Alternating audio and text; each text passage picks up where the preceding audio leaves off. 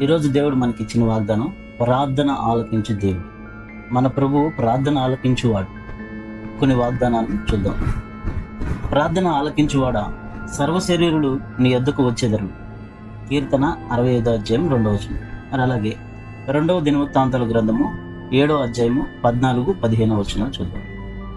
ఆకాశము నుండి నేను వారి ప్రార్థన విని వారి పాపమును క్షమించి వారి దేశమును స్వస్థపరిచెదను.